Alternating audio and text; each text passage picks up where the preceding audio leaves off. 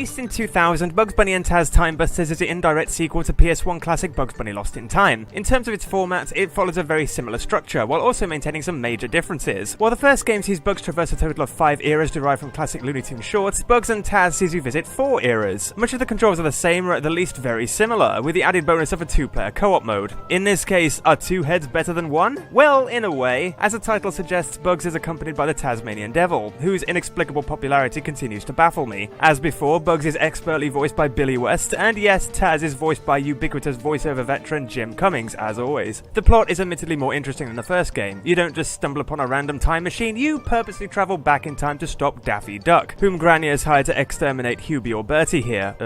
I was not expecting the door to open that way, never mind. Anyway, I'm not sure why she hired a duck to kill a mouse. I mean, Daffy hasn't exactly got a good track record with mice himself, and she apparently has a pet Tasmanian Devil. One would think he's more than capable. Anyway, Daffy has made off with Granny's time gem, sending him hurtling through time, and causing her clocked-out time regulator to explode, sending gears flying into every conceivable time period. Well, 4 time periods, anyway. Such variety!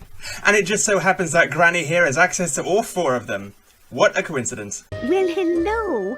Don't you look like a nice little bunny rabbit? Granny is of course voiced by June Foray, who, since my Bugs Bunny Lost in Time review, has sadly passed away. Shame on the sub-editors who misspelled her name here. Shame. Granny guides you through a standard training exercise, in a sense assuming the role of our old purple-skinned creepy friend Merlin from the first game.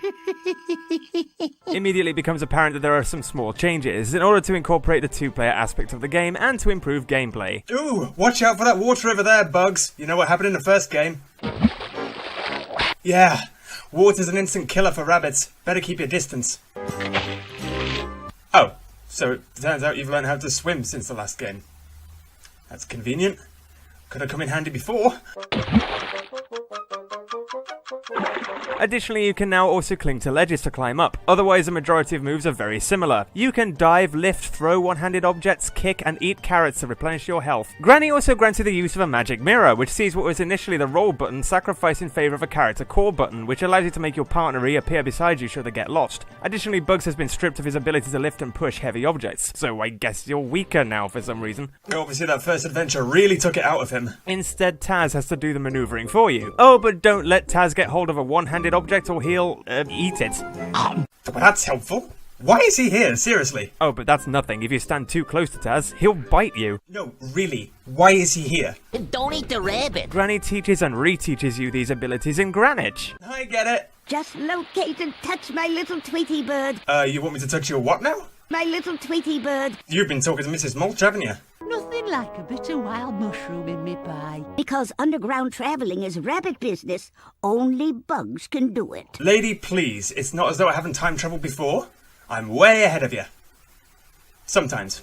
Compared to Bugs at the beginning of the game, Taz's abilities seem a bit limited, but you can dig holes, and yeah, that's pretty much it for now. Fuck you, player 2! Combat is, for the most part, identical to the first game. Many of the smaller enemies are carbon copies of the small enemies from the first game and can be vanquished by jumping on their heads and kicking or spinning them. As with Lost in Time, you're told that larger enemies can be tired out first, but this rule is actually enforced very infrequently, and one of these enemies is Sam, who I don't particularly see as a large enemy anyway. The concept of this game is simple. Not only is the main goal to retrieve the time gem, but you also need to collect gears to stabilize the time regulator, similar to the way in which you collect clocks and golden carrots in the original. Greenwich itself acts as the era selector in the game, bypassing the need for a written menu. You travel through 4 eras, most of which are representative of a number of Looney Tunes and Merry Melodies shorts: the Aztec era, the Viking era, the Arabian era, and the Transylvanian era. As with the first game, each era has its own era boss. The first boss you encounter is Aztec Sam, who holds Daffy prisoner in his temple after he discovers his loot. As far as I'm aware, this is the only era across the 2 games that isn't directly inspired by a cartoon, but it is nonetheless littered with references, including the dragon from Night to Night Bugs and Gruesome Gorilla, who acts as the boss for the level Baboon Realm. Although why a gorilla is the boss in a baboon realm is beyond me. What? Do game developers not know what gorillas are? They're not baboons, and they don't live in deserts. Just do your research, it's not hard. Oh, and worry not, Taz fans, whoever you are. As soon as you enter this era, you're immediately taught a new ability. Bugs, you can jump on Taz's head to reach higher locations. Oh, can he now? Do I get any say in this, Granny? No? Oh, thanks, Granny. Jesus, that's a bit harsh. I'd honestly love to know how she discovered this ability herself.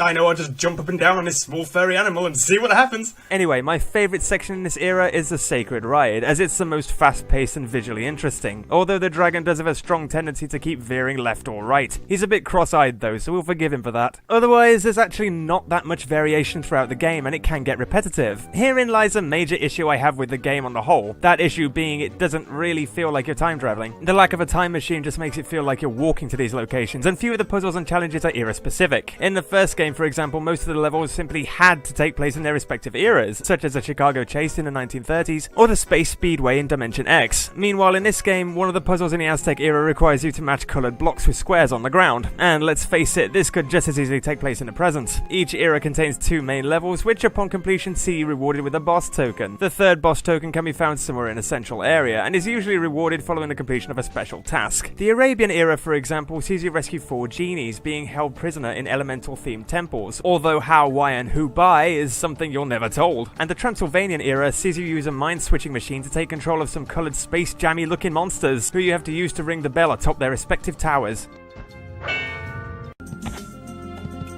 There seems to be something hidden in there. Does there? Oh yeah! Thanks for telling me.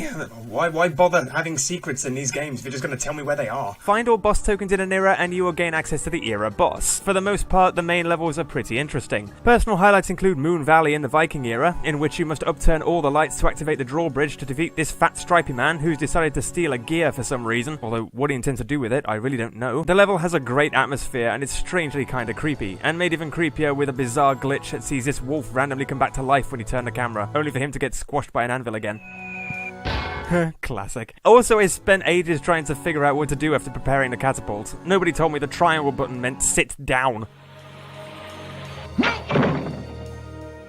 Ouch! Other highlights include the carpet chase in the Arabian era. Because everyone in the Middle East just happens to have a magic carpet to spare, don't you know? Just ask Aladdin, he knows all about that. And in the Transylvanian era, there's Dr. Jekyll's Zoo, which sees a happy everyday zoo with cute monkeys turn into the demonic zoo from hell, where even the plants want to eat you. But outside of these, there's little stimulating gameplay, as you're constantly presented with a selection of bland tasks and pointless minigames, all in aid of attaining a single 25-point golden gear. Case in points, every era contains a sports competition. In the Aztec era, you play pelota. In the Viking era, it's ice hockey. In the Arabian era, it's soccer, while the Transylvanian era sees you go head-to-head against a couple of zombies in a rugby game, for some reason. It's nice to know that zombies can once in a while quell their lust for flesh and brains to take part in some mind-numbingly run-of-the-mill sporting activity. Now, I have several problems with these sports levels. For one thing, each sport plays out almost exactly the same. The same buttons are used, and the goal is always to score a goal by throwing or projecting the ball or puck into, well, a goal. This is not how rugby works, guys! What's more, aside from the fact that, again, these sports could take place in any time period, they are not the least bit fair. At least not in single-player mode. Yeah, there's one rabbit and 2 big muscly men, and sometimes they even have a goalie. That's 3 against 1. 3 grown men against 1 rabbit. Why would you think that's fair?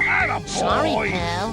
Yeah, I wouldn't get too cocky, mate. The odds are clearly in your favour. Occasionally, you'll also have to complete a button combination minigame, including ice skating in the Viking era and Balladi lessons in the Arabian era. Again, they're all pretty much identical despite the visuals, meaning that there's not really much interactivity. Although I must admit there's something inexplicably hilarious about seeing Taz exotically thrusting his hips and shoulders in a belly dancer's veil. Oddly enough, the most challenging of these minigames is Roll the Drums in the Aztec era towards the beginning of the game, as it requires you both to input buttons simultaneously to win.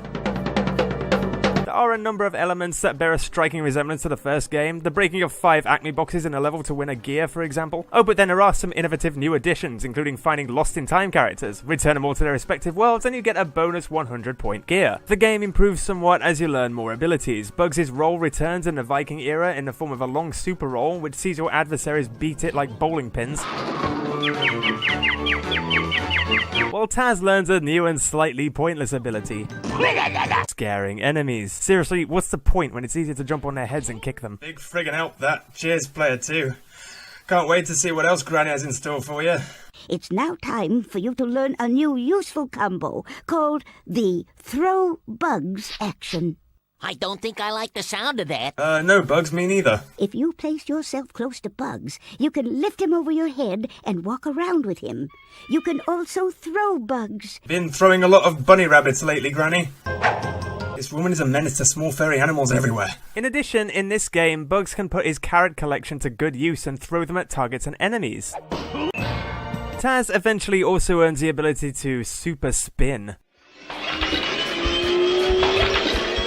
Taz's final ability is a strange one indeed. Did you know you could fly? Well, you can. With bubblegum. What the bloody hell have you been taking, Granny? You'll automatically blow a bubble, which will make you fly. Still, it's better and more practical than magic flying underwear, I suppose. And less chance that it will be taken by peacocks. The boss levels represent some of the highlights of the game, although again I have some issues. Sam's Temple is bizarrely the only level in the entire game in which you're unable to call your partner. I have no idea why. In single player mode it only serves to make the level more annoying, and the guards in this stealth section are useless. Literally all they'd have to do is turn their head slightly to see you. Hello? I'm here! I'll tell you what, all these stupid guards must have some damn good references. As for Sam himself, he's actually kind of disappointing. You first need to tire him out, hit him to retrieve his torch, and then burn the ropes around the room to drop a big slab of rock conveniently suspended above him for some reason. Remind you of anything? Shortly afterwards, Daffy reappears and a time gem whisks him over to the Viking era, inspired mostly by Chuck Jones' classic What's Opera doc. Be very quiet. I'm hunting rabbits. Elmer's boss level isn't all that innovative and is filled with some really rather boring tasks. Ooh, a balance. This could be fun. Yeah, it could be, but I have serious doubts. Yeah, that's what fun looked like 17 years ago, kids. The joys. Oh, I am overwhelmed. Oh. The actual boss is a bit shite. It mostly requires you to activate buttons in order to procure Elmer's magic hammer to release the gem from the cage. It's just too formulaic and mechanical. It neither feels like the Viking era, nor does it feel like a boss fight. My personal favourite boss level takes place in the Arabian era, fronted by Baba Chop, who is clearly based on Hassan Chop from Alibaba Bunny, although it's a mystery to me why they changed his name and look when his characterization is exactly the same. Baba Chop! Yes, exactly. Yep. Middle Eastern stereotypes obviously haven't changed all that much in the last 5 decades or so. Talk about progression.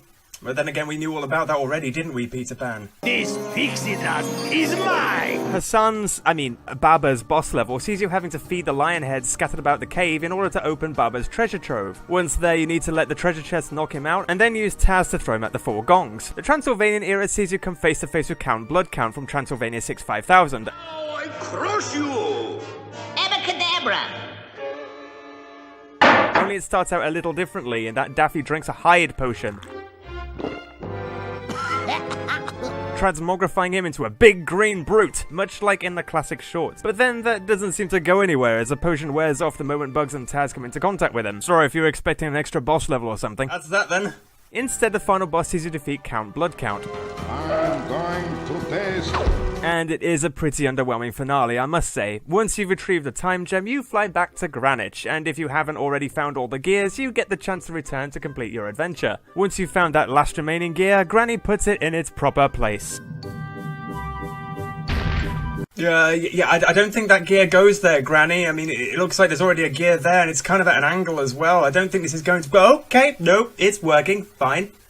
Whatever. Okay, I better wrap this up now, I suppose. Oi, Bugs! Don't be so bloody rude, I'm getting there, alright? The most annoying level, the Haunted River. This level takes place in the Transylvanian era. It requires you to use Taz to propel and steer the raft, while Bugs can do nothing but jump and crouch to avoid obstacles. For once, whoever is in control of Taz essentially takes the helm here. It's pretty frustrating as every time you crash or drown, you lose a try, and there are a lot of obstacles here, many of which come right the hell out of nowhere. Even at full health, a surprise stalactite can completely obliterate your raft and you have to start over. So yeah, unless you're having a good day, this level can be a living hell.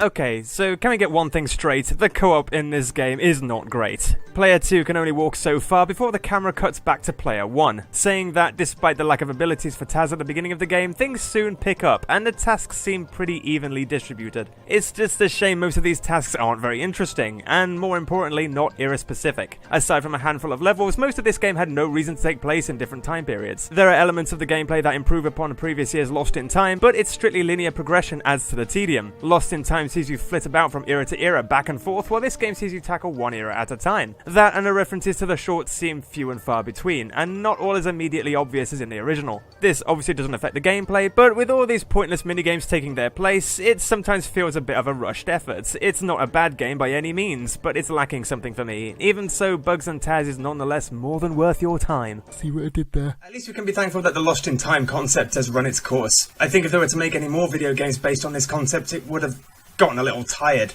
Fortunately, they didn't though, did they? Oh, bollocks. That's it for now. Goodbye.